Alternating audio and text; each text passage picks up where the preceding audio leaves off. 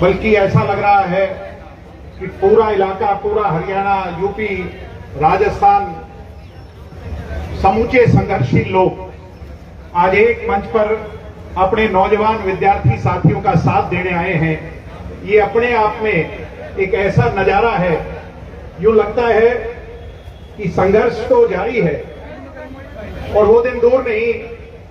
अभी टिकैत साहब जो बात कर रहे थे, वो दिन दूर नहीं साथियों, जब इतिहास इस गेट नंबर 4 से सुनहरे अक्षरों में लिखा जाएगा और इस प्रदेश को नहीं, इस देश की छात्र राजनीति को एक दिशा देने का काम अगर होगा तो वो HAU के 4 नंबर गेट से होगा। साथियों, मैं आपके संघर्ष को सलाम करता हूं, मैं आपकी मेहनत को सलाम करता हूं।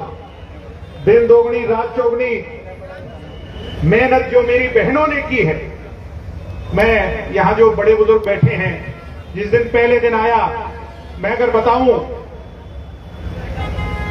मेरे भाइयों की स्ट्रेंथ तो कम और ज्यादा होती रही, मगर इन बहनों ने अपनी ताकत में कमी नहीं आने दी। आज अगर सरकार देख रही है, मैं सलाम करता हूं मेरी बहनों। मेरे से पहले तमाम सज्जनों ने, तमाम ऑर्गेनाइजेशंस के लोगों ने अपनी बात रखी। मैं तो सिर्फ इतना ही कहने आया हूं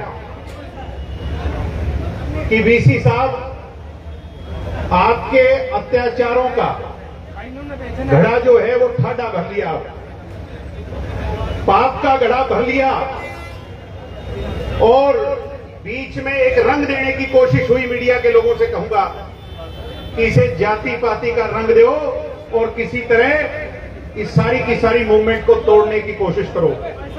मैं एक बहन का इंटरव्यू सुन रहा था बावल के अंदर, उस लड़की ने खड़े होकर के कहा कि मेरी जाति भी HAU, मेरा धर्म भी HAU, मेरी सोच भी HAU। आज इन बेगैरत लोगों की सोच पर आप लोगों ने तमाचा मारने का काम किया है, जो इसको जाति पाति का रंग देना चाहते थे साथियों। इस VC ने, ये VC गुनहगार सिर्फ इस घटना का नहीं है। उन बच्चों के साथ जो किया वो तो किसी से, वो कहते हैं प्रत्यक्ष को प्रमाण की आवश्यकता नहीं होती। सम्मानित बुजुर्गों, पीछे यहां पर एक लड़की होती थी, हमारी बहन साइंटिस्ट, मैं नाम तो नहीं लूंगा मंच से, मैं नाम नहीं लूंगा मंच से। उस लड़की ने सुसाइड किया था यहां पर, याद है कि नहीं आपके? उसका गुनहगार कौन है? ढीले ढीले ना बोलो भाई। 10-10 mm के सिर पे कट लगे। एक तरफ बीजेपी की सरकार कहती है कि कुलपति को गुरुपति कहो, गुरु कहो, देवता कहो, और वो गुरु लाठी उठा करके भांजने का काम करे, नौजवानों को उनकी अस्मिता पर चोट पहुंचाने का काम करे। इससे बड़ा पाप और इससे बड़ा गुनाह नहीं हो सकता साथियों। जिसे देवता का रूप दिया, अगर वो देवता अपने हाथ में हथियार उठा लेगा तो फिर विश्वास किस पर रह जाएगा? सम्मानित साथियों, हम गवर्नर से मिले, गवर्नर साहब ने हमारी बात को सुना और कहने लगे बात तो भाई तुम्हारी ठीक है। तो मैंने कहा गवर्नर साहब फिर गड़बड़ कहां है? गवर्नर साहब के पास जवाब नहीं था। और गड़बड़ ये है, मैं आपको बता दूं, आप भी जानते हो, मैं भी जानता हूं इस बात को, कि हरियाणा सरकार का मुख्यमंत्री तो है, उस कुर्सी पर संविधान की शपथ लेकर बैठा तो है, मगर असली मुख्यमंत्री हरियाणा का आज कोई और है, मुख्यमंत्री नहीं है साथियों। ये बात सब लोग जानते, वो फैसला नहीं ले पा रहा। मुख्यमंत्री चाहता होगा कि मैं इसको हटा दूं, मगर वो फैसला नहीं ले पा रहा। देर हो सकती है, अंधेर नहीं। यह आपने जो पसीना बहाया है, इसका जवाब इन लोगों को देना पड़ेगा।